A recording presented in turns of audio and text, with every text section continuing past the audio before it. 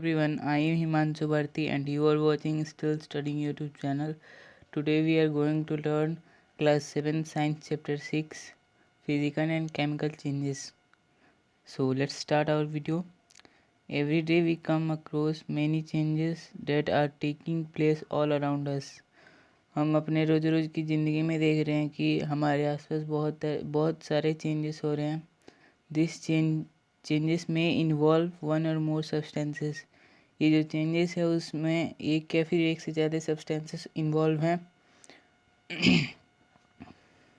Sometimes milk becomes sorry.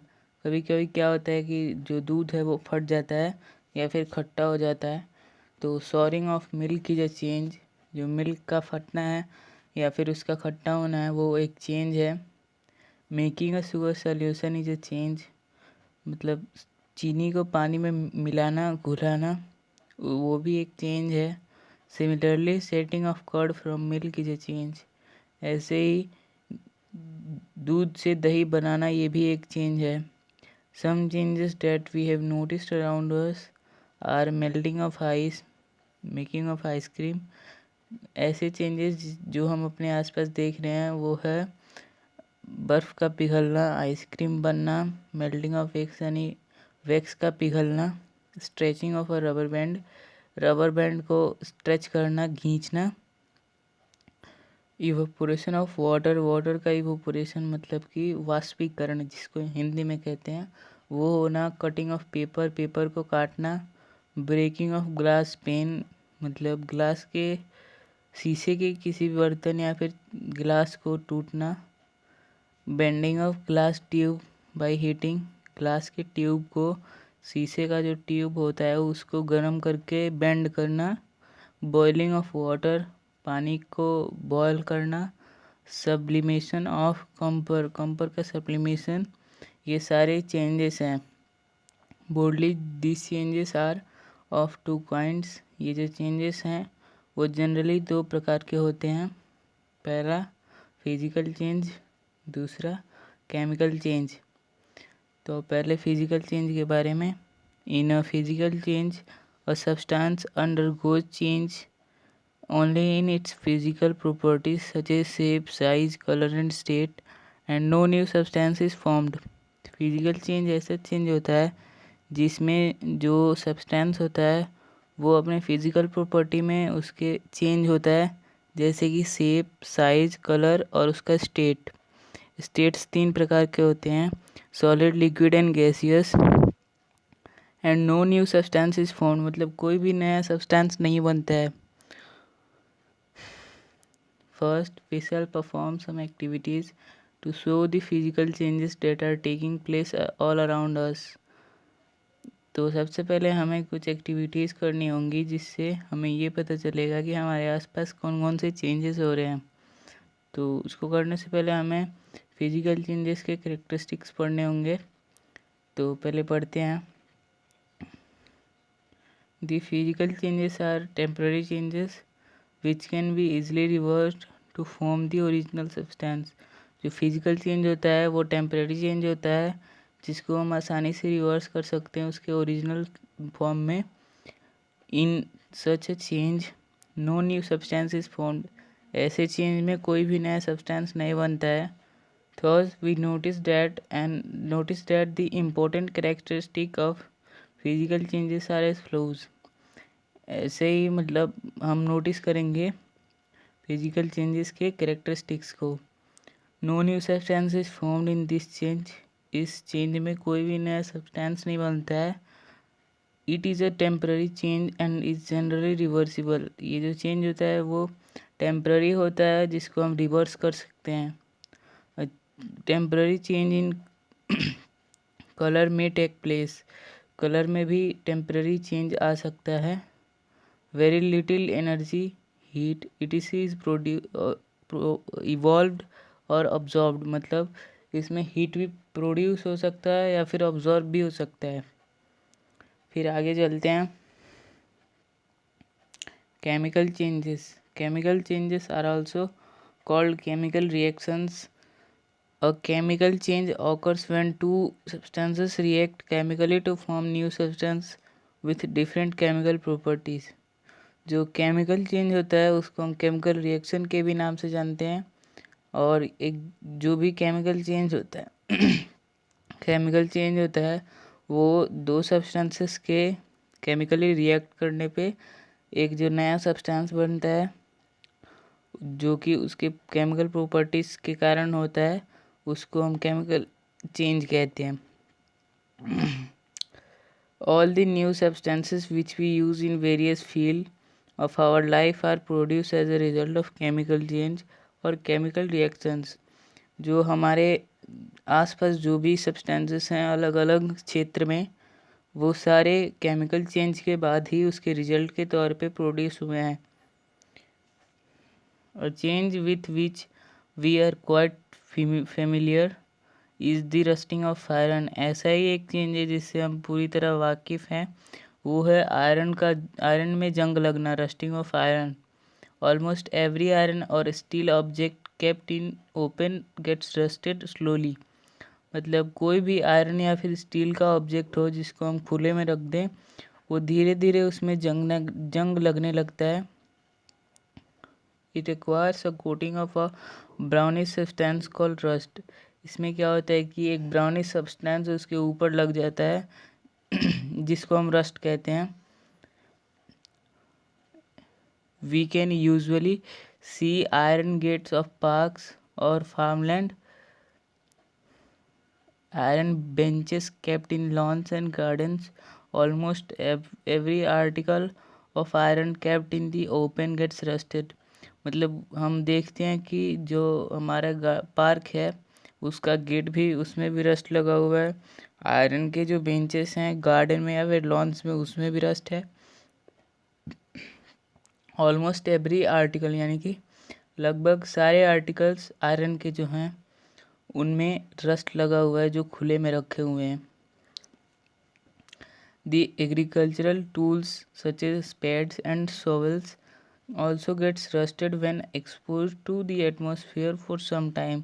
मतलब जो कि एग्रीकल्चर में जो टूल्स यूज होते हैं, स्पेड्स यानी फावड़ा वगैरह, तो उसमें भी रस्ट लग जाता है उसको एटमॉस्फेयर में कुछ समय के लिए रखने के बाद।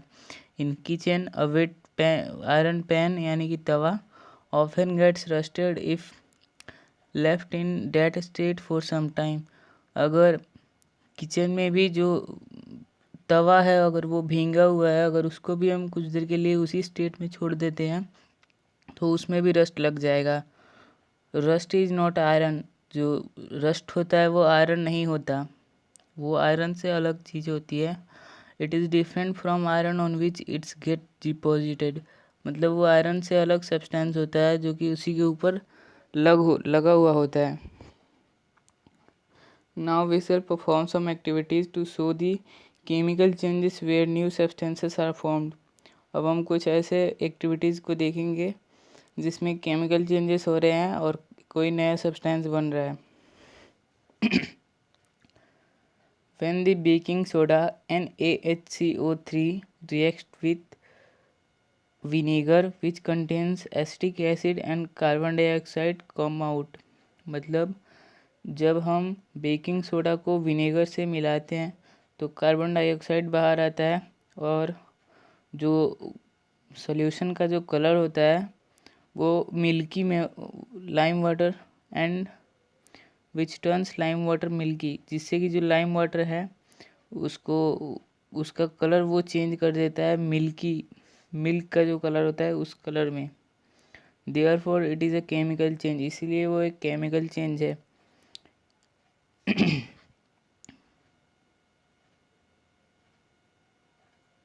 In all these activities we saw that in each change one or more new substances are formed।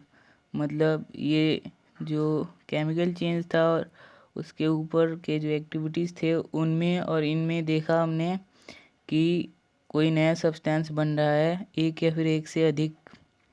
When the magnesium ribbon was burned, जब मैग्नीशियम रिबन को जलाया गया था तो एस प्रोड्यूस हुआ था यानी कि राख बनी थी, वो भी एक नया सब्सटेंस बना था।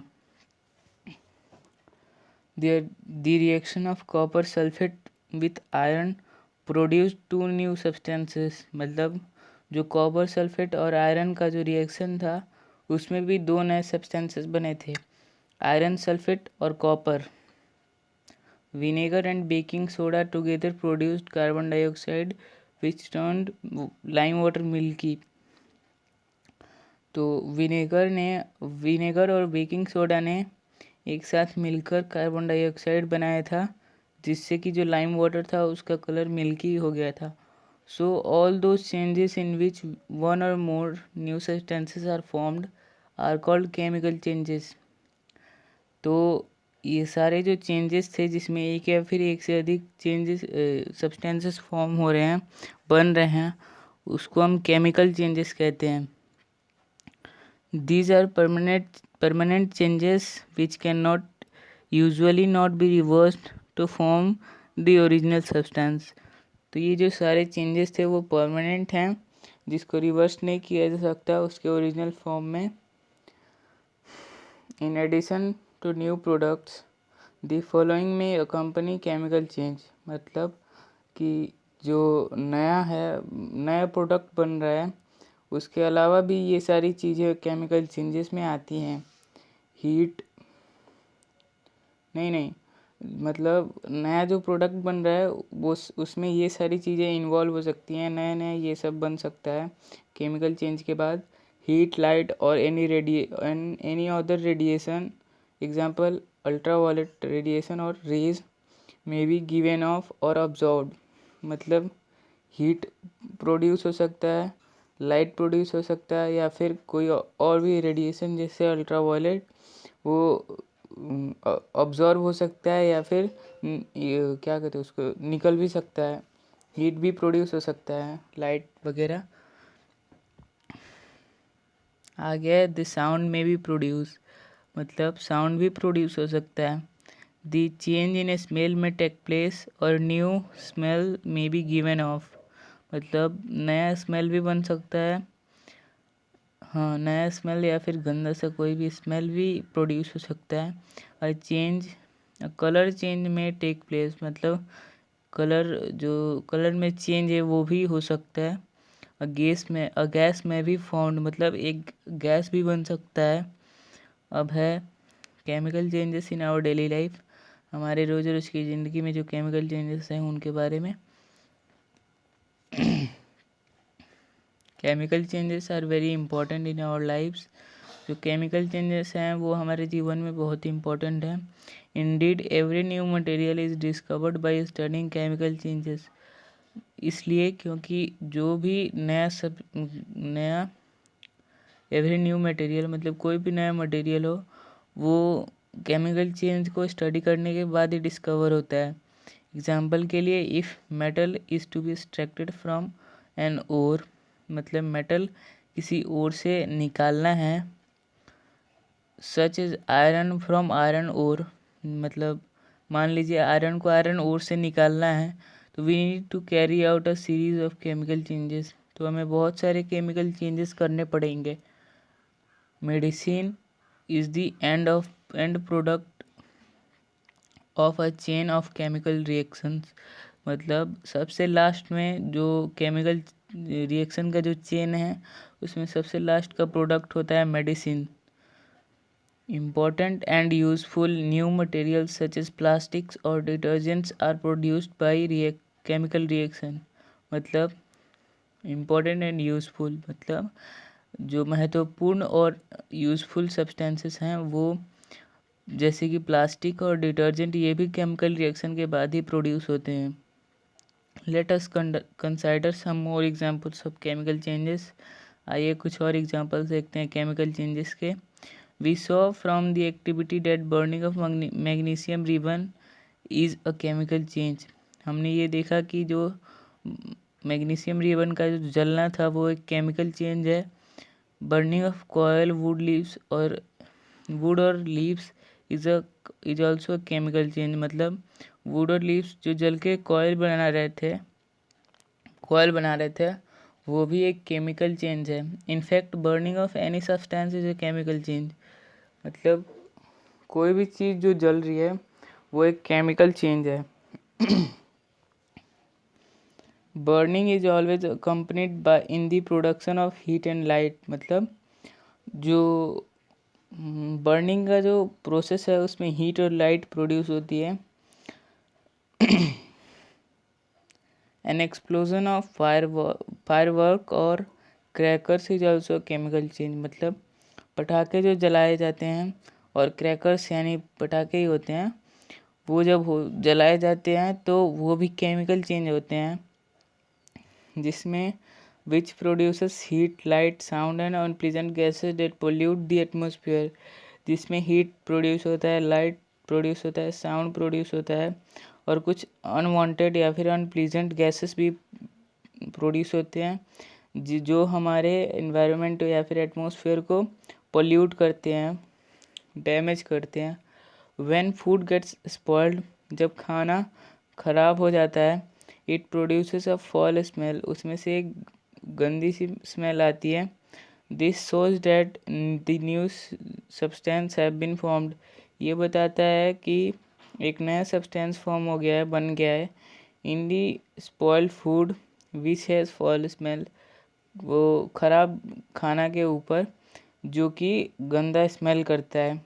सो the spoilage of food is a chemical change, इसलिए जो खाना का ख़राब होना है वो भी एक केमिकल चेंज है।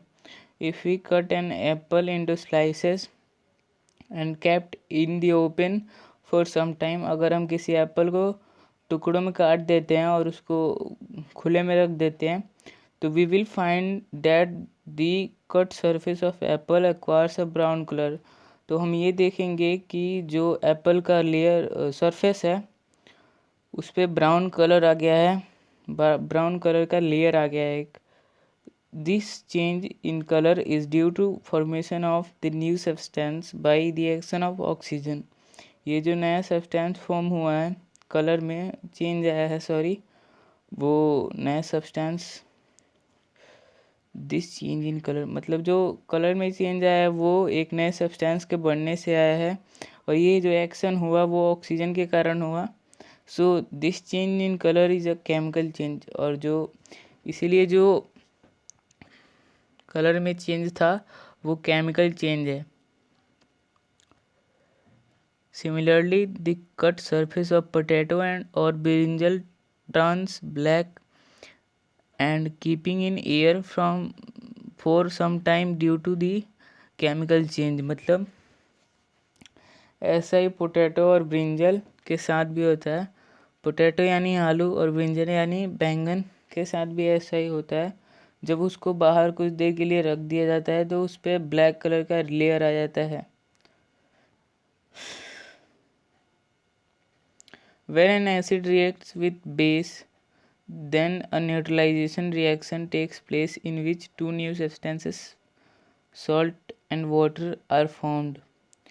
तो जब एसिड बेस के साथ रिएक्ट करता है तो उसको उस न्यूट्रलाइजेशन के रिएक्शन में दो सब्सटेंसेस बनते हैं, सॉल्ट और वाटर, तो आर फॉर्म्ड। सो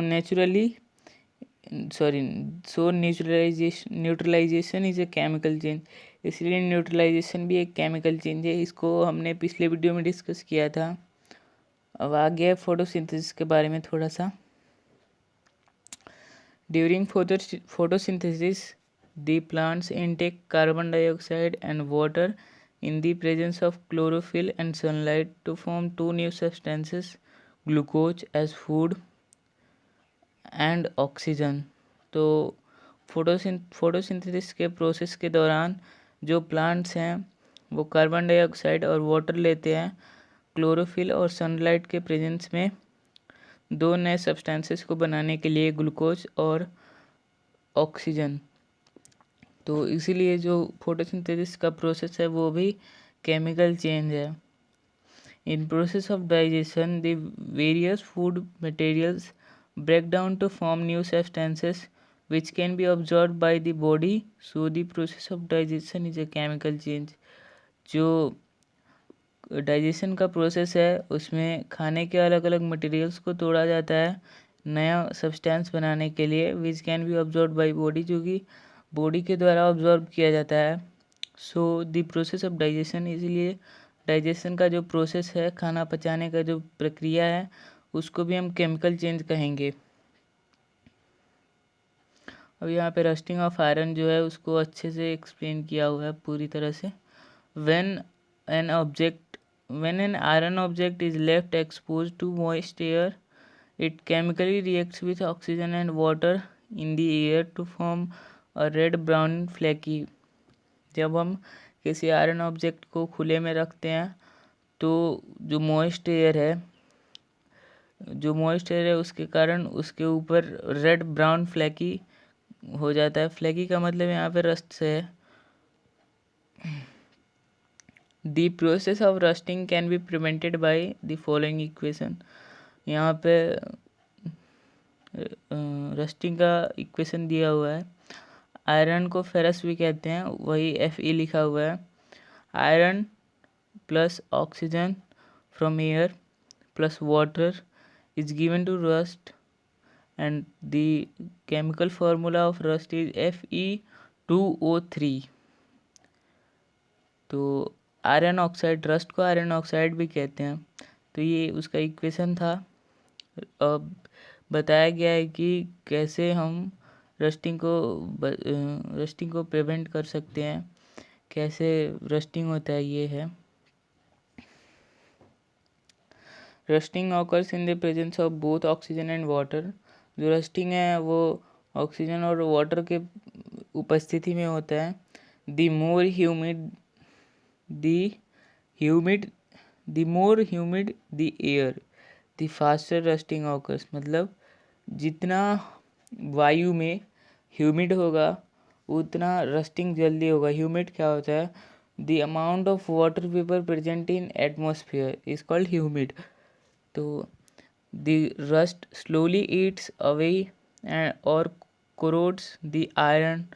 तो जो रस्ट है वो धीरे धीरे क्या करता है कि आयरन को खाना चालू कर देता है, उसको गलाना चालू कर देता है, लीडिंग टू कंसिडरेबल लॉस, जिससे बहुत ही ज़्यादा नुकसान होता है।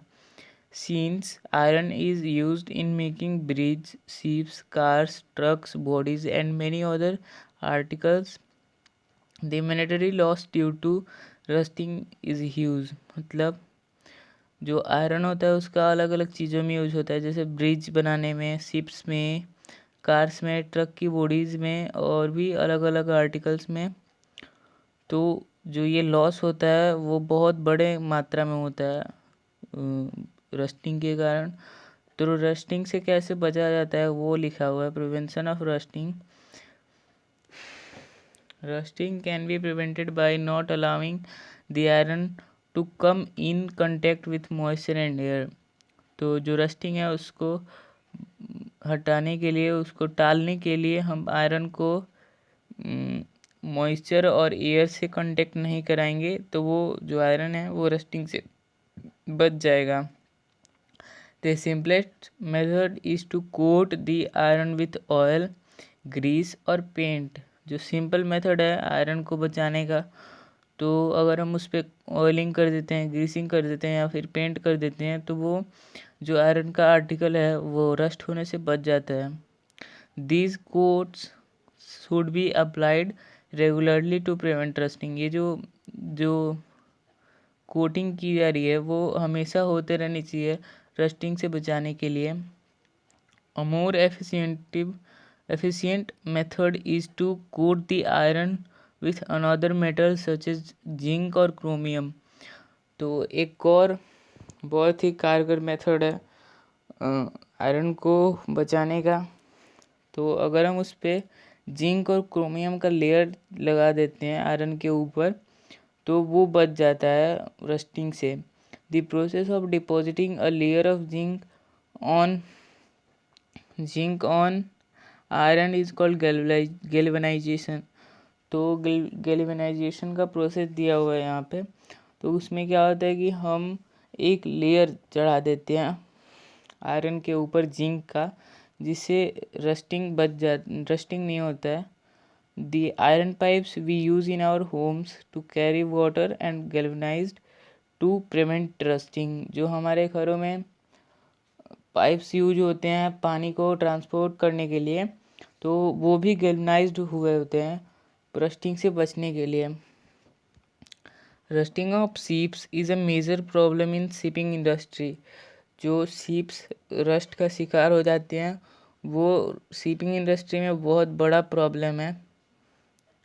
As the body of a ship is always in contact with water and the air around it is also very humid। जो शिप का जो बॉडी होता है वो हमेशा पानी के कांटेक्ट में होता है और जो एयर उसके आसपास होता है उसमें बहुत ही ज़्यादा ह्यूमिड होता है वो, उसी लिए रस्टिंग और भी फास्ट हो जाता है। The salt in water speeds up the process of rusting. और जो सी में समुद्र में जो खारा पानी होता है, जो समुद्र में नमक होता है, उससे और ये प्रोसेस फास्ट हो जाता है। This leads to huge monetary loss to the shipping industry. इससे और मॉनेटरी लॉस होता है शिपिंग इंडस्ट्री को। Rusting of iron can be prevented by allowing it make stainless steel. मतलब जो रस्टिंग ऑफ आयरन को प्रिवेंट कर सकते हैं हम स्टेनलेस स्टील को बनाकर। तो ये कैसे बनता है? Stainless steel is made by mixing iron with carbon and metals like chromium, निकल एंड मैंगनीज। तो हम स्टेनलेस स्टील को बनाने के लिए आयरन को कार्बन के साथ और बहुत सारे अलग अलग प्रकार के मेटल्स के साथ मिला देते हैं, जैसे क्रोमियम हो गया, निकल हो गया, मैग्नीशियम हो गया। ऐसे अलग अलग जब मेटल्स के साथ मिलाते हैं तो जो नया सब्सटेंस बनता है उसमें रस्टिंग नहीं होता है। अब यहाँ पे आपका लास्ट टॉपिक दिया हुआ है crystallization. Sea water contents salt dissolve in it which makes it salty. जो सी का पानी होता है उसमें सॉल्ट यानी कि नमक होता है, जिससे वो खारा हो जाता है, नमकीन हो जाता है। We have learn in class 6 that salt can be obtained from sea water by the process of evaporation. हमने क्लास 6 में ये पढ़ा है कि जो समुद्र से नमक निकालने का प्रोसेस होता है वो इवापोरेशन के द्वारा होता है। The salt obtained in this manner is not pure and its crystals are small। तो इस तरीके से जो सॉल्ट निकाला जाता है वो पूरी तरह से प्योर नहीं होता है और उसके क्रिस्टल्स जो होते हैं वो छोटे छोटे होते हैं। The shape of crystal can not be seen clearly. और ये जो क्रिस्टल्स के जो शेप होते हैं वो क्लियरली नहीं देखे जा सकते, साफ साफ नहीं दिखते हैं वो। Large crystals of pure substances can, मतलब बड़े बड़े जो क्रिस्टल्स होते हैं प्योर सब्सटेंस के वो दिख जाते हैं। However we obtain from their solution by the process of crystallization. मतलब जो जब क्रिस्टलाइजेशन के प्रोसेस के द्वारा बड़े बड़े क्रिस्टल्स ऑब्टेन होते हैं, निकलते हैं, तो उसको हम आसानी से देख सकते हैं। It is an example of a physical change. वो एक फिजिकल चेंज का एग्जाम्पल है। तो the process of cooling a hot concentrated solution of a substance to obtain crystals is called crystallization. मतलब किसी भी गर्म सॉल्यूशन को, गर्म घुलनशील नहीं, गर्म लिक्विड सॉल्यूशन को हम जब ठंडा करते हैं उससे क्रिस्टल्स लेने के लिए, क्रिस्टल्स बनाने के लिए, तो उस प्रोसेस को हम क्रिस्टलाइजेशन कहते हैं। The process of crystallization is use to obtain crystals of a pure solid substance from impure solid substance. मतलब जो क्रिस्टलाइजेशन का प्रोसेस होता है उसमें हम क्रिस्टल्स को किसी प्योर सब्सटेंस से बनाते हैं, किसी इम्प्योर सब्सटेंस से प्योर सॉलिड सब्सटेंस के क्रिस्टल्स बनाने के लिए हम क्रिस्टलाइजेशन का प्रोसेस को करते हैं। Impure copper sulphate powder can be purified by the process of crystallization to obtain large crystals of pure copper sulphate. जो इम्प्योर कॉपर सल्फेट होता है, कॉपर सल्फेट का पाउडर होता है, उसको प्योरीफाई करके हम उससे क्रिस्टल्स, प्योर कॉपर सल्फेट के क्रिस्टल्स निकाल सकते हैं, बड़े बड़े क्रिस्टल्स। तो आज का क्लास ख़त्म होता है। मिलेंगे नेक्स्ट वीडियो में। कोई गलती हुई हो तो उसके लिए सॉरी, और मेरी गलती को आप कमेंट बॉक्स में लिख सकते हैं। तब तक के लिए बाय, नेक्स्ट वीडियो में फिर से मिलेंगे।